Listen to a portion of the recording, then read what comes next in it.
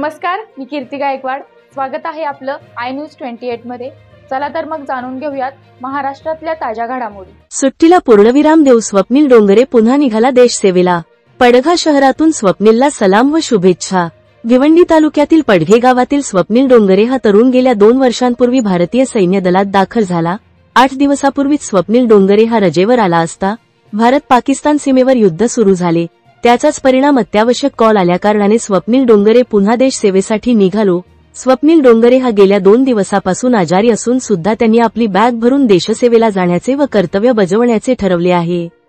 डॉक्टरांकडे उपचार घेत असलेला स्वप्नील हा आज देश सेवेकडून निघतो हे लक्षात येताच पडघा ग्रामस्थांनी स्वप्नीलचा सत्कार करण्याचे ठरवले. सदर सत्कार समारंभात सरपंच, उपसरपंच तसेच अनेक मान्यवर उपस्थित होते.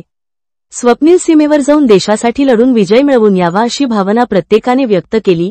आजारी असताना सुद्धा स्वप्नील देश सेवेसाठी व आपल्या कर्तव्य बजावण्यासाठी जात असल्याने पडघा परिसरातील व संपूर्ण तालुक्यातील नागरिकांनी त्याच्यावर कौतुकाचा वर्षाव केला आहे.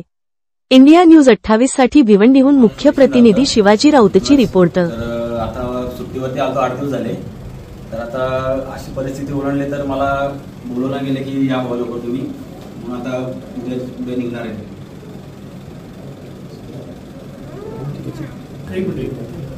तर मला यांनी सगळ्यांनी म्हणजे बोलावला, सत्कार केला.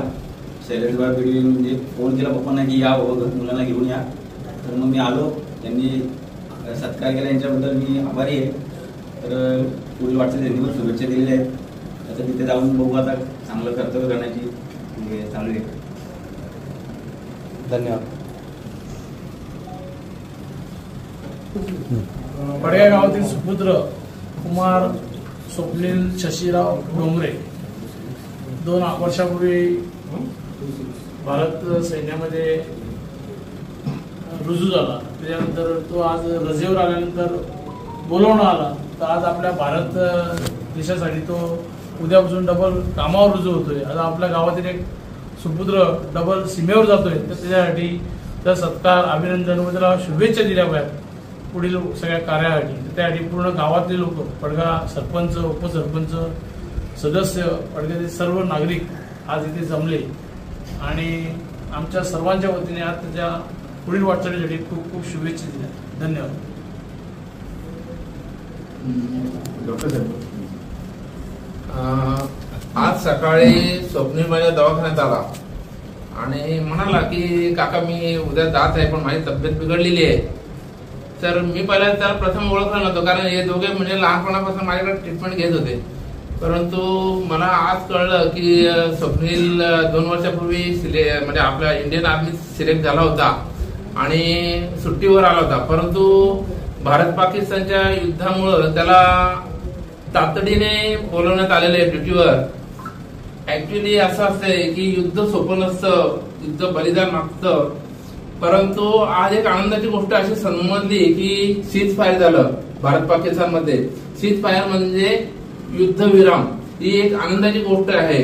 कारण प्रत्येक जनतेला किंवा निष्पाप तिथे जे सैनिक काम करतात त्यांचा निष्पाप बळी जातो, याला कुठेतरी आळा बसेल आणि आपला स्वप्नील निश्चितच एक तिथेशी चांगली ड्युटी करून पुन्हा इकडे येईल, या मी शुभेच्छा देऊन मी त्याला पुढील आयुष्यासाठी शुभेच्छा देतो. धन्यवाद. आज आपल्या पडघा गावचे सुपुत्र स्वप्नील शशिकांत डोंगरे हे 2022 मध्ये मिलिटरीमध्ये रुजू झाले. परंतु ते काही दिवसांपूर्वी, 1 हप्त्यापूर्वी रजेवर आले होते. तर त्यांना युद्ध चालू असल्यामुळं त्यांना आमंत्रण आलं की पुन्हा तुम्ही तात्काळ हजर व्हा. तर ते उद्या आपल्याकडनं तिकडे जाऊन हजर होतात. तर त्यांनी सुखरूप तिकडे चांगलं काम करून सुखरूप त्यांनी परत यावं पुन्हा मायदेशी, ही त्यांना मी शुभेच्छा देतो.